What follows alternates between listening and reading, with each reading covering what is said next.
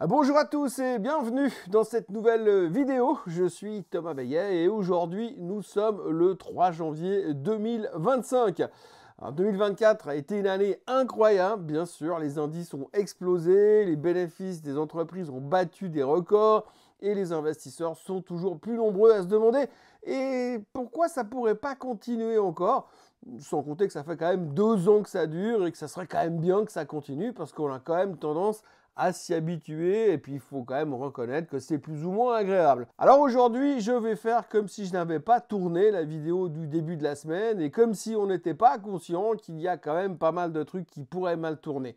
De toute façon, on s'en fiche parce qu'on sait depuis des mois que nous sommes capables d'oublier à peu près tout ce qui ne va pas et de nous concentrer bien uniquement sur la bonne nouvelle qui bien sûr nous fait oublier le reste. Et du coup, en se basant sur ce précepte, eh bien, on peut se dire sans problème que ça va continuer encore et que si ça se trouve, les arbres vont vraiment monter au ciel et qu'après toutes ces années à se dire que la hausse ne peut pas être permanente, peut-être que finalement l'arrivée des nouvelles technologies et la vitesse à laquelle ces dernières évoluent vont faire que l'on ne baissera plus jamais et qu'il suffit tout simplement d'acheter et d'attendre paisiblement que nos portefeuilles rattrapent celui de Warren Buffett.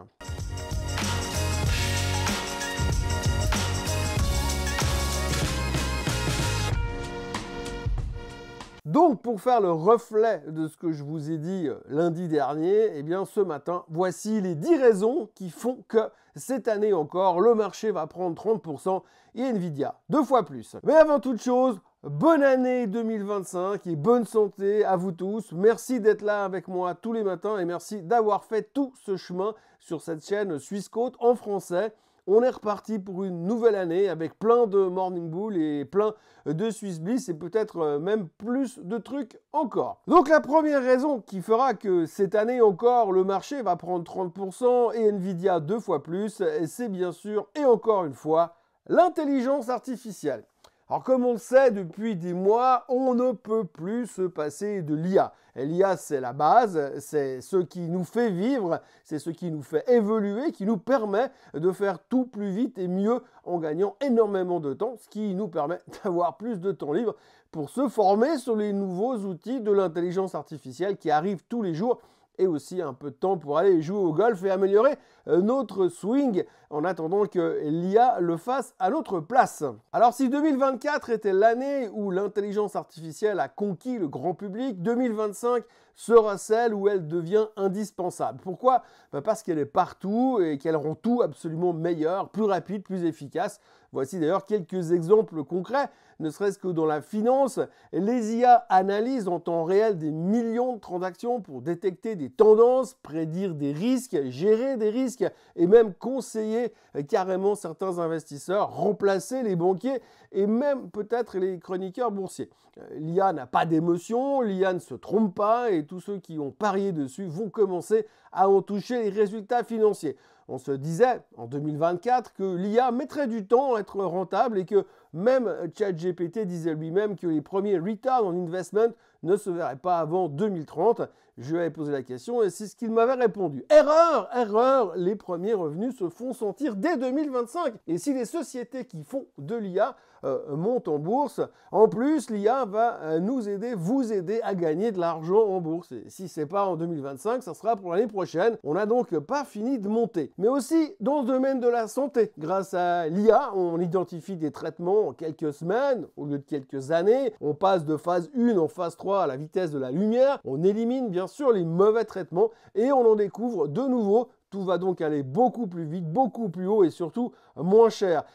Big Pharma va donc booster ses marges, augmenter ses bénéfices, faire exploser la croissance et les veaux du secteur vont se réveiller. Et je vous explique même pas ce qui va se passer sur le SMI quand Roche et Novartis vont doubler leur croissance au premier trimestre grâce à l'intelligence artificielle. Et puis dans l'industrie, bien sûr, les usines vont devenir beaucoup plus autonomes, les chaînes de production vont se réorganiser en temps réel, les coûts de production vont simplement s'effondrer, l'humain aura de moins en moins sa place et les marges, bien sûr, n'arrêteront plus de monter. Et pendant toute cette année, eh ben, on nous dira que ce n'est que le début de l'IA, c'est le moteur de la croissance des années à venir. Mais en 2025, c'est le déclencheur de la seconde méga vague haussière et à la fin, une mystérieuse société arrivera en bourse et elle s'appellera Skynet. En 2025, l'IA ne se contentera pas ou plus d'assister, elle prendra le contrôle de nos usines, de nos analyses boursières et même de nos emplois du temps si ça se trouve. Et si au moins elle pouvait aussi gérer nos finances personnelles, ce serait carrément le jackpot de l'intelligence artificielle pour 2025. La seconde raison qui fera que cette année encore le marché va prendre 30% et Nvidia 2 fois plus, c'est évidemment les banques centrales qui sont nos amis et qui vont continuer à l'être. Encore une de plus. Avec des taux encore plus bas et le retour de l'argent pas cher. Pour l'argent gratuit, il faudra attendre probablement le bull market de 2026. Mais on le sait, bien sûr, les taux élevés, c'est comme la gueule de bois après avoir fait la fête, après le nouvel an. En 2024, Powell et Lagarde ont calmé les choses et en 2025, ils vont passer du café au Doliprane, histoire d'accélérer le processus. Les marchés sont montés en anticipant ces multiples baisses des taux. En fin d'année dernière, Powell nous a fait douter sur le fait qu'il allait continuer à baisser les taux. Mais que nenni, 2025 sera la confirmation comme quoi la Fed, la BCE, la BNS et toutes les banques centrales du monde sont de retour aux commandes et que c'est elles qui disent à l'économie quoi faire et comment le faire. Nous aurons donc un coût du crédit qui sera plus faible, ce qui permettra donc aux entreprises d'investir à nouveau dans des projets beaucoup plus ambitieux, des méga fusions, des lancements de nouveaux produits, une évolution rapide de la croissance et des investissements massifs dans la recherche et le développement, sans compter que tout ça ira encore plus vite et encore mieux avec l'intelligence artificielle, bien sûr. Avec les taux qui baissent, les ménages vont respirer plus librement avec des taux hypothécaires plus bas et des taux de crédit au plus bas. Les gens achètent des maisons encore plus, des voitures et des vélos électriques. Ça relance la consommation, bien sûr. Et quand la consommation va, tout va. On peut même imaginer que comme les taux vont baisser, les consommateurs vont pouvoir réduire leurs dettes et épurer leurs endettements excessifs liés aux cartes de crédit. On pourrait même, je dis même bien même, peut-être même supposer que la dette américaine va ralentir dans sa hausse et qu'en toute fin d'année, Trump pourrait annoncer qu'en 2026, on va commencer à la réduire, la dette. On est là pour rêver et on ne va pas s'en priver aujourd'hui. Le retour des taux bas va donc favoriser les investissements et les investisseurs vont pouvoir continuer à surfer sur la vague haussière et sur le bull market permanent. La troisième raison qui fera que cette année encore le marché va prendre 30% et que Nvidia 2 fois plus, eh bien c'est évidemment l'inflation qui courbe les chines et qui est définitivement maîtrisée en 2025. Dorénavant, les chiffres du CPI, du PPI et du PCE seront toujours publiés tous les mois à 2% et uniquement 2%. Il n'y a plus de doute, les banques centrales ont gagné la partie et l'inflation est définitivement maîtrisée. Le fait que cette peur puisse être éradiquée de nos esprits nous libère encore plus. On sait maintenant que les banques centrales sont maîtres du jeu et Lagarde et Powell vont être nommés grands commandeurs et chevaliers Jedi des banques centrales à vie. Et Trump suppliera Powell de rester en 2026 alors que Christine Lagarde va rester à la BCE tout en devenant ministre de l'économie en France puisqu'il n'y a plus qu'elle qui peut encore sauver le système. Bref, vous le savez, la hausse appelle la hausse et la question n'est plus de savoir si 2025 se terminera plus haut que 2024, la question sera de savoir de combien plus haut. Et alors bien sûr, on va très rapidement oublier que le coût de la vie a pris 25% ces 4 dernières années parce qu'il est largement compensé par la hausse permanente des bourses mondiales et des crypto-monnaies bien sûr. La quatrième raison qui fera que cette année encore, le marché va prendre 30% et Nvidia 2 fois plus, c'est évidemment l'emploi qui redémarre. En 2024, on avait commencé à voir les premiers signes de ralentissement au niveau de l'emploi. Le chômage a augmenté et des centaines de milliers, pour ne pas dire des millions de jobs avaient commencé à disparaître dans le secteur privé. Un peu moins dans le secteur gouvernemental, mais on sait que les chiffres sont encore un peu plus aléatoires qu'ailleurs dans ce secteur très précis. D'ailleurs, pendant un moment, en 2024, on a même pu commencer à se dire que ça allait mal se finir et qu'on allait se réveiller un matin avec la gueule de bois et le consommateur en panne de consommation. Mais c'était bien mal connaître la résilience économique dans laquelle nous sommes. En 2025, on va créer des emplois comme jamais. Trump avait annoncé qu'il allait sauver le monde et il va le faire. Non seulement il sauvera le monde en 2025, mais en plus il va créer des millions d'emplois aux USA et des industries oubliées vont refaire surface et on va réduire le chômage à peau de chagrin.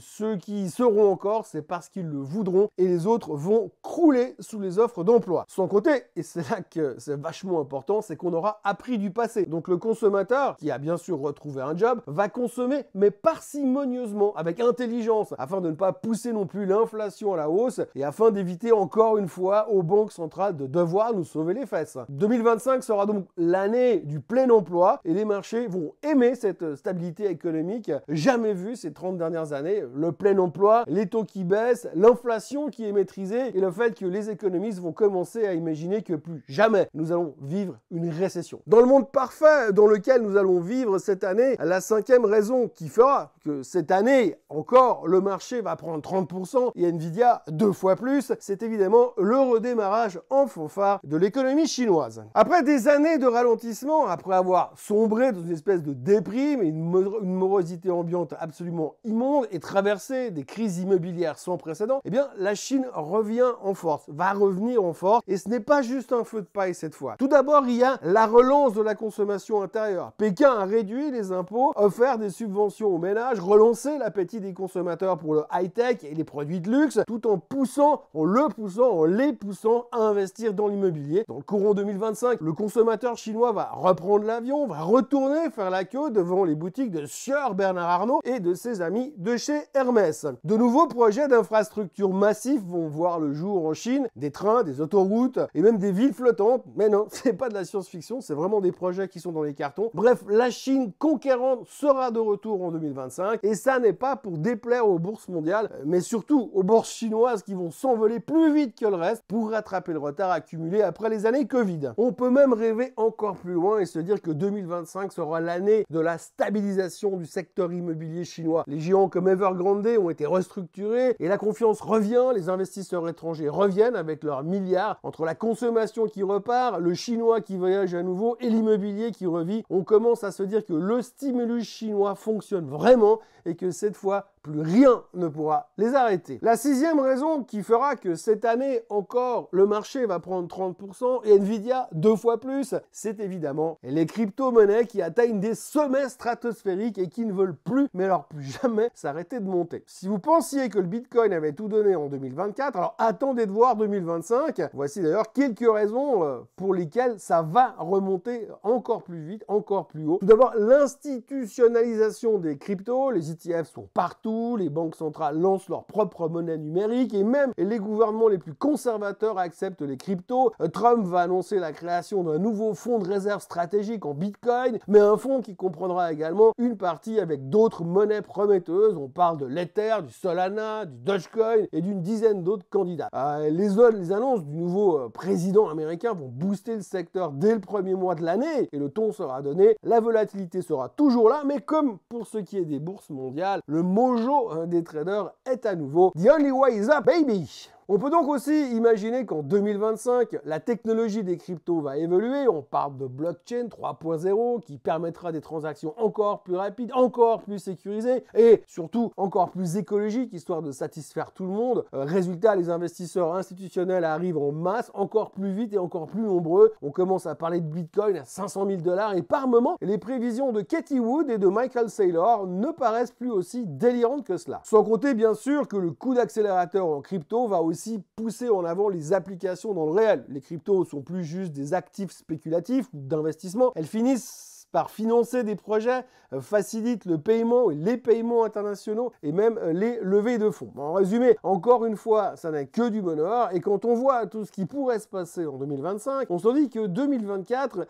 c'était tout de même vachement fade. La septième raison qui fera que cette année encore le marché va prendre 30% et Nvidia 2 fois plus, c'est évidemment une révolution énergétique. La transition énergétique n'est pas une mode, c'est une nécessité et même l'arrivée de Trump qui est plutôt pour le pétrole que pour les éoliennes, on vit quand même dans un monde tellement parfait en 2025 que même les énergies vertes vont créer une explosion d'opportunités. Il y aura bien sûr les nouvelles batteries qui seront plus efficaces, moins chères et qui vont révolutionner le stockage stockage de l'énergie, il y aura de vrais échanges entre les maisons et les voitures, et avec ces nouvelles batteries, on pourra enfin rouler sans stress, sans s'angoisser à l'idée de ne pas trouver une borne de chargement, et puisqu'avec cette nouvelle génération, on pourra enfin aller plus loin que 300 km autour de la maison. Les énergies renouvelables vont dépasser les énergies fossiles en termes de rentabilité. On pourra même commencer à imaginer qu'on va remplacer les centrales à charbon par des centrales de panneaux solaires, et même Trump va peut-être revoir son jugement sur cette thématique énergétique. Les robotaxis vont inonder le marché, ce qui va faire doubler la valeur de Tesla, et de plus en plus de gens vont acheter 4 voitures et laisser leur voiture bosser pour eux pendant qu'ils sont aux Maldives, enfin tant que les îles n'ont pas été submergées à cause du réchauffement climatique. On peut encore imaginer que l'hydrogène vert va arriver et offrir de nouvelles applications industrielles massives et absolument sans limite. Là encore, les investisseurs vont se faire plaisir avec le retour de certaines thématiques oubliées parce que pas assez rentable. La rentabilité sera à nos portes et le secteur nouvelles énergies deviendra un secteur presque aussi attrayant que l'intelligence artificielle.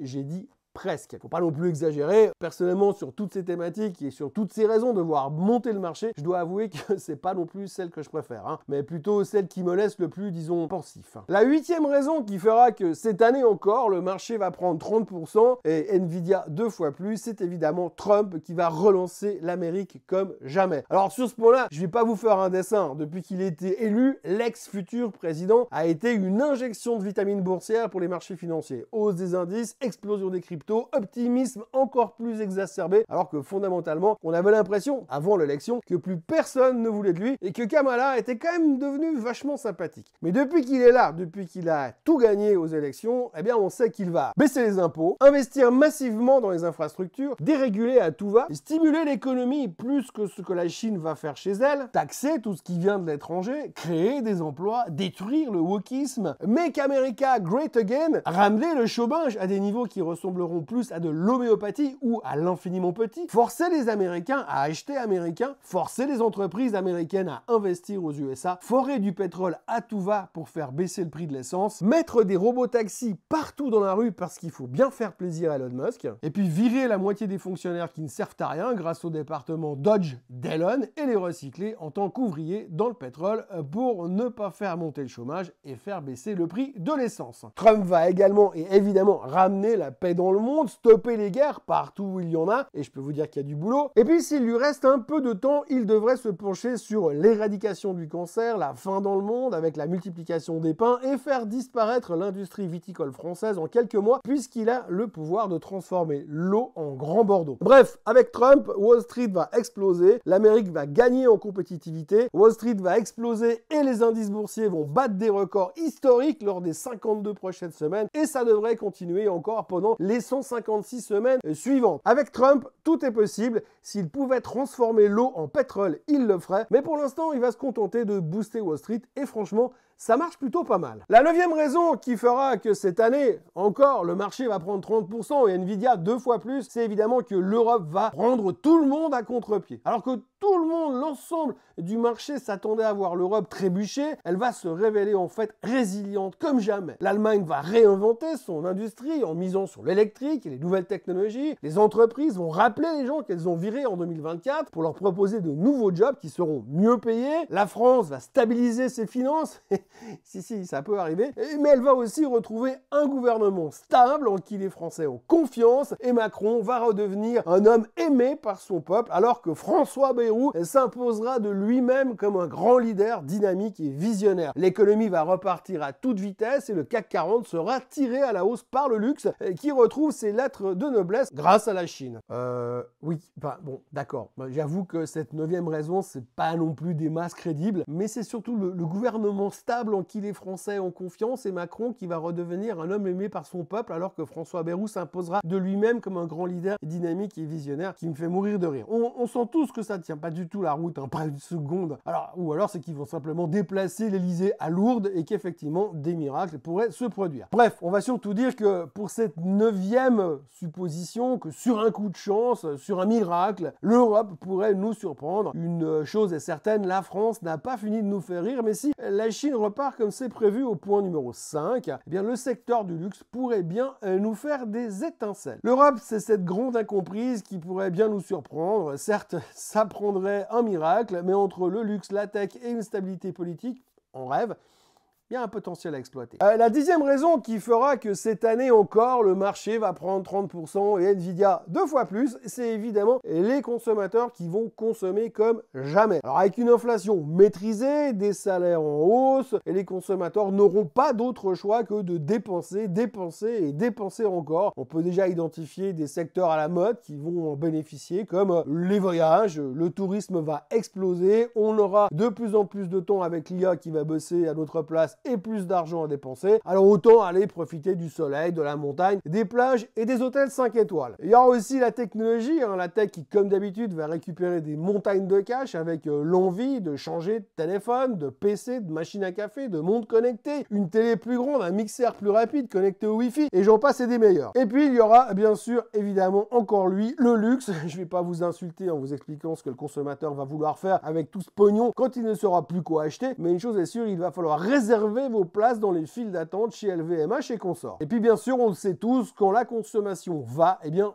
tout va, et c'est pour ça que 2025 va être extraordinaire, un peu comme 2024, mais en mieux. Voilà, c'était donc les 10 raisons plus ou moins bonnes qui justifieraient que 2025 soit le digne descendant des 2 années qui viennent de s'écouler. Alors je précise bien sûr que ces 10 raisons ne sont que des raisons théoriques et parfois un peu tirées par les cheveux, des fois c'était même carrément ironique ou du second degré. J'oublie pas non plus que pour l'instant, nous vivons dans un monde où le verre est systématiquement à moitié plein et qu'il suffirait que la perception change et que nous arrêtions de pratiquer la méthode couée à haute intensité pour que les choses changent. Encore une fois, nous sommes dans un monde qui a la mémoire d'un poisson rouge et la capacité d'attention d'une portée de labrador devant un sac de croquettes. Alors, autant vous dire que le vent pourrait tourner plus vite qu'il ne le fait actuellement au Cap Horn. Mais bon, peu importe ces considérations, peu importe les doutes que je peux avoir en étant du côté bearish ou du côté bullish de la force, la finance est un jeu dans lequel on redistribue les cartes tous les matins et c'est aussi pour ça que je vais vous accompagner donc tous les matins de 2025 pour que vous soyez toujours au courant du jeu de l'adversaire et on va faire comme d'habitude en vulgarisant les choses et en rendant ces quelques minutes de finance journalière un peu plus gai que la couverture rose d'accord du FT. L'année commence donc officiellement lundi 6 janvier, ça a déjà commencé, les volumes sont pas terribles. D'ailleurs, on est en train de se demander si la mauvaise performance des 3 dernières séances de 2024 aura une incidence sur la suite. Alors, je vous rassure immédiatement, statistiquement, ça veut rien dire. On peut aussi dire 2 mots des chiffres des ventes de Tesla qui sont sortis hier soir. Donc, le marché a été déçu parce qu'ils attendaient 1 793 000 véhicules vendus en 2024 et en fait, Musk n'a vendu que 1 789 000. 4 000 voitures de moins que prévu. Et ça justifie donc 6% de baisse sur l'action Tesla. Ça fait plaisir de voir qu'on n'a pas changé en 2024 et 2025. Ça démontre aussi que la hausse de Tesla ces derniers temps a été un tout petit peu surfaite. Et on peut aussi noter que Tesla a vendu moins de voitures en 2024 qu'en 2023 et que dorénavant tout le monde n'est concentré que et uniquement sur l'avenir des robotaxis et des systèmes de conduite autonome. Il n'y a plus qu'à que ça fonctionne à grande échelle parce que sinon on va avoir quelques petits problèmes de valorisation au niveau de Tesla. Bref, tout ça pour vous dire qu'il se pourrait que 2025 soit tout aussi bien que 2024 ou même mieux. L'avenir nous le dira bien sûr, mais il y a une chose dont je suis à peu près certain, c'est que l'on ne va pas s'ennuyer et il y aura une volatilité et du spectacle. Alors abonnez-vous à la chaîne Swissquote en français, commentez, partagez et préparez-vous à une année 2025 absolument mémorable. Voilà, excellente année à vous tous et que le bull market soit avec vous. On se retrouve demain matin pour un Swiss Bliss en règle et lundi matin comme d'habitude pour une nouvelle année de Morning Bull Live. Excellente journée à tous, bon week-end et on se retrouve déjà demain. Allez, bye bye.